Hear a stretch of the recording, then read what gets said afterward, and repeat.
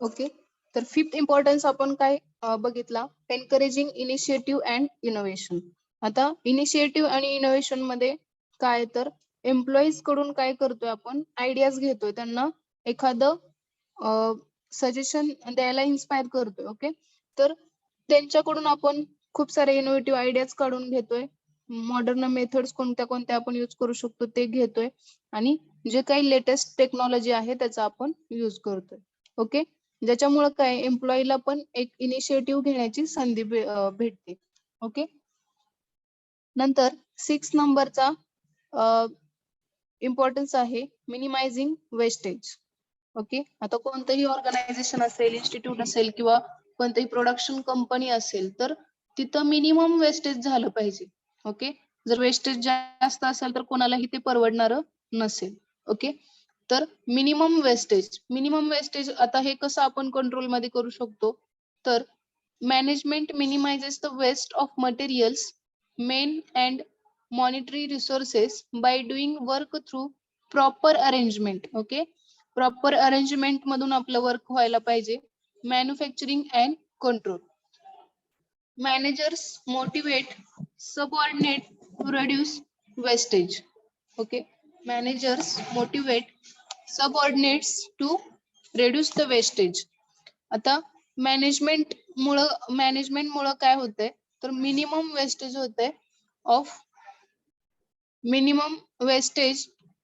Of materials, men monetary resources by doing work through proper arrangement. 1 second.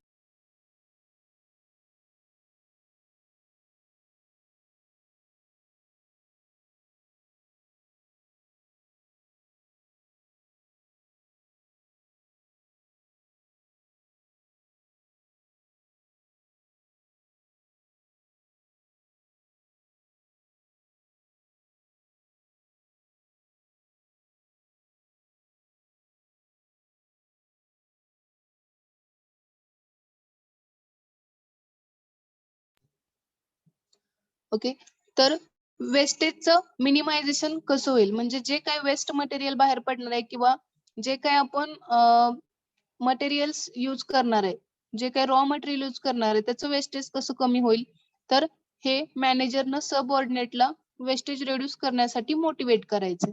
Okay, नंतर seventh importance काय आहे बघा, team work. तर कोणतंही ऑर्गनायझेशन असेल तर तिथं टीम वर्क फर्स्ट महत्वाचे.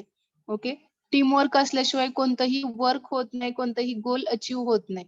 ओके, तर टीम वर्क असणं खूप इम्पॉर्टंट आहे. Management always builds a team spirit in the organization. Management मुळे काय होतंय, तर एक टीम स्पिरिट जनरेट होते ऑर्गनायझेशन मध्ये. ओके, मॅनेजमेंट मुळे टीम स्पिरिट जनरेट होते ऑर्गनायझेशन मध्ये. Okay, teamwork plays an important part in the success of organization. Okay, बघा कोणत्याही ऑर्गनायझेशनला सक्सेस व्हायचं असेल, एखादं गोल अचीव करण्यामध्ये, तर टीमवर्क हे फार महत्वाचं आहे. टीम स्पिरिट लोकांमधलं, एम्प्लॉई मधलं फार महत्वाचं आहे. जर टीमने वर्क केलं तर वर्क लवकर कम्प्लीट होणार आहे, इंडिव्हिज्युअली केलं तर वर्क लवकर कम्प्लीट होणार नाही. ओके, तर टीमवर्क ऑल्सो इम्पॉर्टंट आहे. Next, motivation.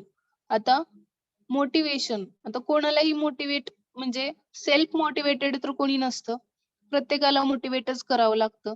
ओके, आता आपल्याला पण बघा, अभ्यास करण्यासाठी आता एखाद्या टीचरनं सांगितलं की बाबा तुम्हाला PWD मध्ये जागा आहेत, WCD मध्ये आहेत. ओके, किंवा अजून कोणतं जे काही गव्हर्नमेंटचे जॉब्स असतील, तर तुम्ही तेवढे एक 5 मिनिटं 10 मिनिटं किंवा तेवढ्या दिवसापुरतं तर तुम्ही मोटिवेट होता, पण परत काय होतं, तुम्ही लगेच विसरून जाता. ओके, तर सेल्फ मोटिवेशन तर नसतेच, त्यामुळे दुसऱ्यांनी मोटिवेट करावं लागतं. मग आता ह्याच्यामध्ये मॅनेजरचं काम आहे मोटिवेट करण्याचं एम्प्लॉईला. Okay, management motivates employee by providing many incentive. Okay, आता ह्याच्यामध्ये ऑर्गनायझेशन मध्ये कसं मोटिवेट केलं जातं, तर त्यांना डिफरंट टाइपचे इन्सेंटिव्ह दिले जातात. इन्सेंटिव्ह म्हणजे काय, त्यांना एक्स्ट्रा सॅलरी असेल, भत्ते असतील तर त्यांना प्रोव्हाइड केले जातं आणि त्याच्यामुळं एम्प्लॉई काही करतात तर इफेक्टिव्हली वर्क करतात. And this motivates the employee to work harder, which results in a higher efficiency in a production. Okay. Management motivates employee by providing many incentives. Incentives त्यांना दिल्यामुळं मॅनेजमेंट incentives प्रोव्हाइड केल्यामुळे काय होतात, employee motivate होतात आणि त्या motivation मुळे employee hard work करतात आणि ते त्यांचं हार्ड वर्क कुठं दिसून येते तर ग्रेटर और हायर इफिशियन्सी इन प्रोडक्शन मध्ये आपल्याला ते दिसून येते. ओके. नंतर रिडक्शन इन लेबर टर्नओव्हर. आता हे अब्सेंटिझम मध्ये मी सांगितलं होतं बघा, रिडक्शन इन लेबर टर्नओव्हरचं पण सेम तसंच. म्हणजे फ्रिक्वेंटली जर एखादं लेबर किंवा फ्रिक्वेंटली एखाद्या लेबर वरती खर्च करायचा, त्याच्या ट्रेनिंग वरती खर्च करायचा म्हणजे ते ऑर्गनायझेशनला परवडणार नाहीये. Okay. Frequent labour turnover increases the selection and training cost. Okay. Frequent labour turnover increases the selection and training cost. आता ह्याच्यामध्ये काय होतंय, एखादा एम्प्लॉई जर सोडून गेला तर त्याच्या जागी आपल्याला नवीन एम्प्लॉई आणावं लागतो. मग त्या नवीन एम्प्लॉई साठी काय करावं लागतं, एकतर त्याला सिलेक्शनला माणसं बोलावं लागतात. म्हणजे आपल्यामध्ये पण कसं बघा, कॉलेजमध्ये आलेले असतात TPO ला जे मॅनेजर्स येतात तर ते सिलेक्शन प्रोसेस राहते, त्याच्यामध्ये कॉस्ट जाते आणि ट्रेनिंगची जी कॉस्ट असते ती वेगळीच. मग त्याच्यामध्ये काय करायचं आपल्याला, हे रिड्यूस करायचं. Okay. The frequent labor turnover increases the selection and training cost. Management creates a sense of responsibility among the employee and help to reduce labor turnover in the organization. आता मॅनेजमेंटला ह्याच्यामध्ये काय करायचंय तर एम्प्लॉईजला त्यांच्या रिस्पॉन्सिबिलिटी जाणून द्यायचे की तुम्ही एखाद्या ऑर्गनायझेशन मध्ये वर्क करत असाल. आता सध्या तर कसं असतं की त्यांचं एक त्यांनी बॉन्डच करून घेतात की 1 वर्षाचा, 2 वर्षाचा, 3 वर्षाचा, जे काय असेल ते त्यांनी बॉन्डिंग करून घेतात, जेणेकरून एम्प्लॉईला 3 वर्षापर्यंत जॉब सोडता येऊ नये, 1 वर्षापर्यंत जॉब सोडता येऊ नये आणि त्याच्यामुळे काय होतंय तर लेबरचा टर्नओव्हर कमी होतोय. ओके. कोणताही नवीन लेबर घ्यायचा म्हणलं की त्याला सिलेक्शन प्रोसेस आली, त्याचं ट्रेनिंग आलं. ओके. आणि हे काही ऑर्गनायझेशनला परवडणार नसतं. त्याच्यामुळं आहे या एम्प्लॉईला आपण काय करून देऊ शकतो, त्यांच्या ज्या रिस्पॉन्सिबिलिटी आहेत त्या त्याची जाणीव करून देऊ शकतो. ओके. आता next higher efficiency. Okay. Next higher efficiency. आता हायर इफिशियन्सी पण इम्पॉर्टंट आहे. प्रॉपर मॅनेजमेंट मुळेच आपण काय करू शकतो, हायर इफिशियन्सी अचीव करू शकतो. Proper management ensures that the efficiency of the organization is high with a higher return at minimum investment. आता जी काही स्टार्टिंगची इन्व्हेस्टमेंट आहे ती कशी असायला हवी, मिनिमम असायला हवी. ओके. आणि जो रिटर्न आपल्याला परत मिळणार आहे तो मॅक्झिमम असायला पाहिजे. मग त्याच्यामुळं इफिशियन्सी कशी असणार आहे, हायर असणार आहे. ओके. जे आपण इन्व्हेस्ट केलंय त्याच्यापेक्षा जास्त जर आपल्याला मिळालं तर ते काय असणार आहे, हायर इफिशियन्सी, म्हणजे हाई रिटर्न आपल्याला मिळतोय. Next improving the quality of life of the workers. आता ह्याच्यामध्ये क्वालिटी ऑफ लाईफ कशी होते वर्कर्सची, इम्प्रूव्ह कशी होते बघा. Management offers bonus incentives to the employee for their work. It provides a healthy work environment. आता वर्करची लाईफ कशी याच्यामध्ये इम्प्रूव्ह होते बघा. त्यांना आपण काय करतो, डिफरंट बोनसेस देतो. एकतर दिवाळी दसरा बोनस असतो, अजून त्यांना वेगवेगळे म्हणजे जे काही सणवार असतात त्याला बोनस भेटतात. नंतर त्यांना इन्सेंटिव्ह दिले जातात त्यांच्या कामानुसार. ओके. म्हणजे त्यांचं काम बघून त्यांना इन्सेंटिव्ह म्हणजे त्यांना भत्ता किंवा जास्तीची पगार किंवा एक्स्ट्राच काहीतरी त्यांना दिलं जातं. आणि it provides a healthy work environment. आणि त्याच्यामुळं एम्प्लॉई मध्ये हेल्दी वर्क एन्व्हायरमेंट तयार होते आणि एम्प्लॉईंची लाईफ काय होते, इम्प्रूव्ह होते. ओके. तर ह्याच्यामध्ये अजून पीपीटी मध्ये स्किप झाले ते.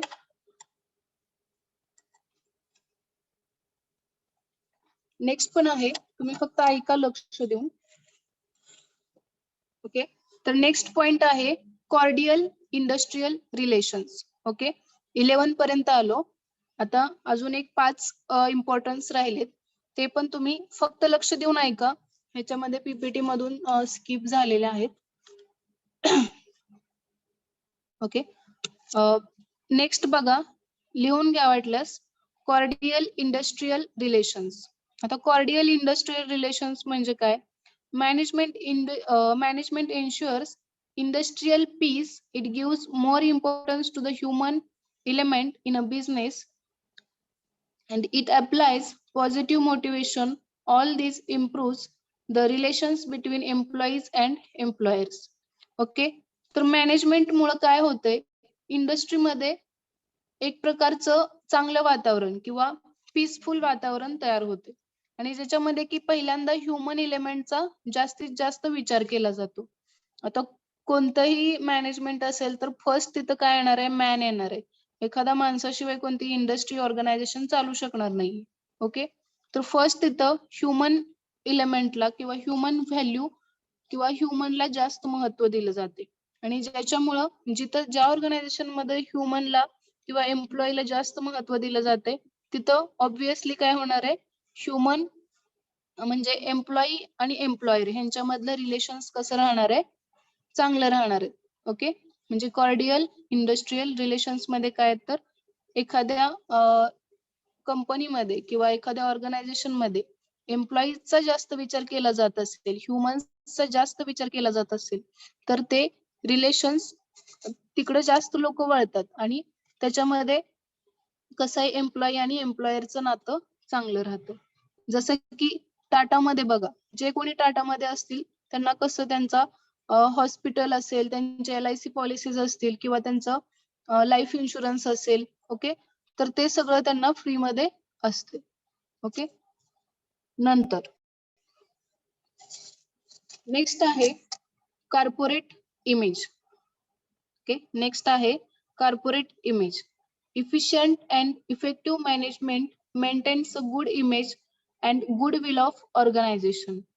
And this is because the quality of product and service offered by the organization, and also due to the social responsibility of the organization towards the society. आता corporate image, आता कोणतीही company किंवा organisation असेल, आता एखाद्याची image तयार झालेली असते. आता जसं की रिलायन्स जिओ असेल किंवा टाटा सर्व्हिसेस असतील, म्हणजे ह्या कंपन्यांचा कसा सोसायटीवर छापा पडला की बाबा ह्या बेस्ट आणि सर्वात बेस्ट सर्व्हिस प्रोव्हाइड करणाऱ्या कंपन्या आहेत. ओके, तर असं त्यांचा एक सोसायटीवर छापा पडलाय, किंवा सोसायटीचा पण त्यांच्यावर काय झालाय, विश्वास बसलाय की टाटाचं प्रोडक्ट आहे म्हणल्यावर सगळ्यात बेस्ट प्रोडक्ट असणं. ओके, तर ही जी इमेज आहे कॉर्पोरेटची, ही जी ऑर्गनायझेशनची इमेज आहे, ते सुद्धा मॅनेजमेंट मुळे आहे.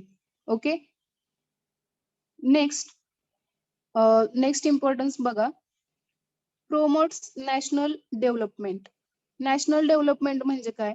आता प्रोमोट्स नॅशनल डेव्हलपमेंट मध्ये काय येणार आहे, जिथं की आता ह्या कंपन्यांना जो काही एक्स्ट्राचा टर्नओव्हर मिळणार आहे, तर ह्या कंपन्या काय करणार आहेत?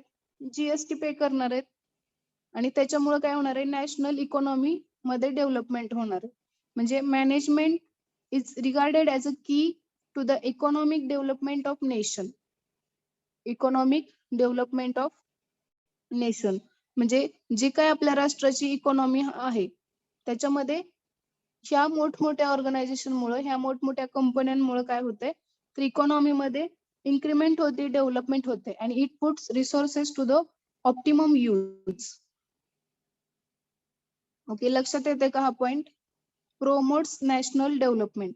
आता नॅशनल डेव्हलपमेंट कशी होते ह्याच्यामध्ये, एखादी कंपनी असेल, ऑर्गनायझेशन असेल, तर काय होते, तर देशाच्या इकॉनॉमी मध्ये जास्त डेव्हलपमेंट होते. म्हणजे जो काही ह्यांचा टर्नओव्हर आहे तो सुद्धा थोडा तरी देशाच्या कामासाठी येतोय. Okay, and last is it helps the society. आता हे सोसायटीला कसं हेल्प करत असेल, तर सोसायटीला कोणत्या पद्धतीने हेल्प करता येईल. आता एखादं ऑर्गनायझेशन असेल तर त्याचे काहीतरी ऑब्जेक्टिव्ह ठरलेले असतात आणि ते सोसायटीला काय करतात, म्हणजे त्यांचं टर्नओव्हर सोडून किंवा त्यांचं कंपनी सोडून, ऑर्गनायझेशन सोडून इतर गोष्टी, समजा इतर गोष्टीमध्ये काय येईल, तर एखादा हॉस्पिटल असेल किंवा सेम कसं बघा, टाटाचं हॉस्पिटल आहे जे की सर्वांसाठी बेस्ट आहे. ओके, तर अशा सर्व्हिस ते प्रोव्हाइड करतात सोसायटीला. ओके, तर ह्या सोसायटीला सर्व्हिस प्रोव्हाइड करणं म्हणजे हे सुद्धा एक इम्पॉर्टंट पार्ट आहे. ओके, लक्षात आले सगळ्यांच्या? लक्षात आले का सगळ्यांच्या? Yes or no?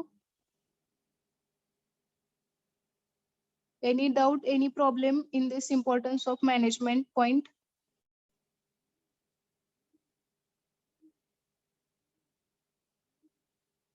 Amol Gaikwad, if any doubt then please ask. No doubt, ma'am. Okay, 15 points होते. 15 पॉइंट्स लक्षात आलेत सगळ्यांच्या?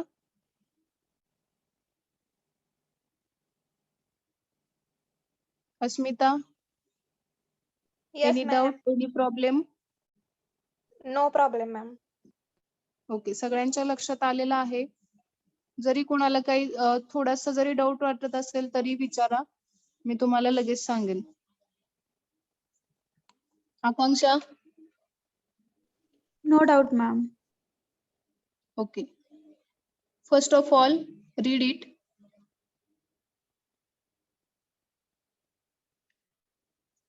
All of you, read the importance of management clearly and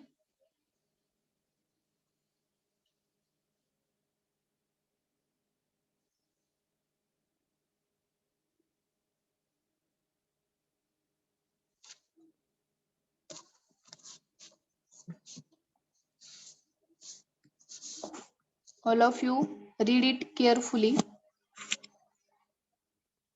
आणि समजून घेऊन वाचा सगळ्यांनी, तरच लक्षात राहणार आहे.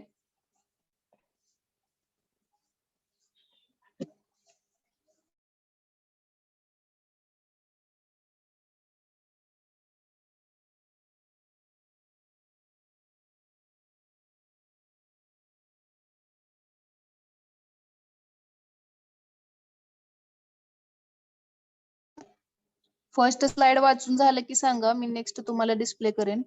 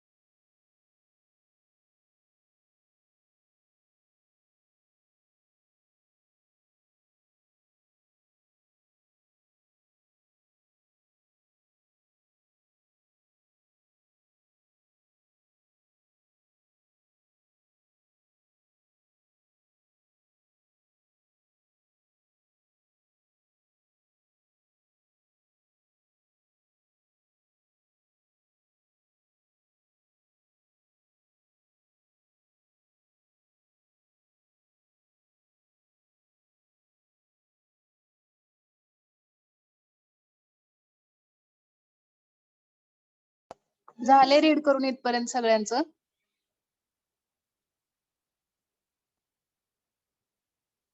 सगळ्यांनी वाचलं का इथपर्यंत? Okay, next.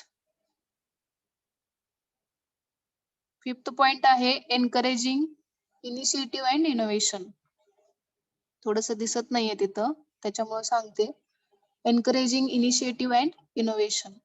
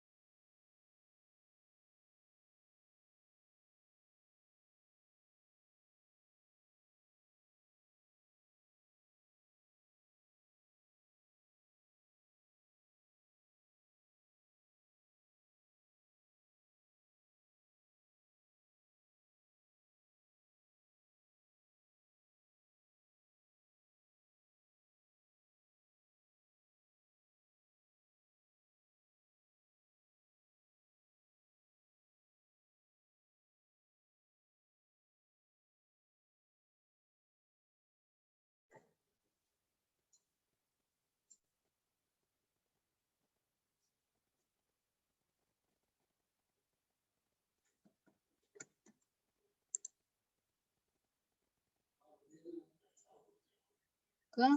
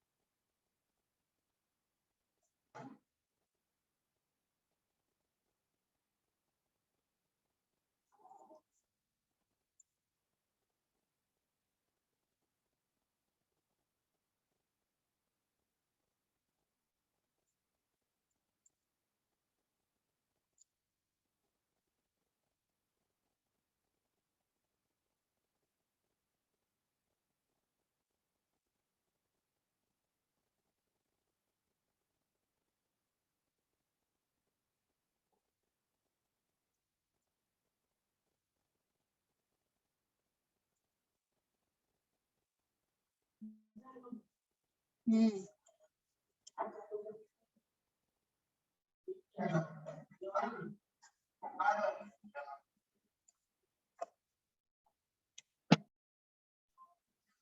बघा रोल अबसेंट रोल नंबर्स बघा.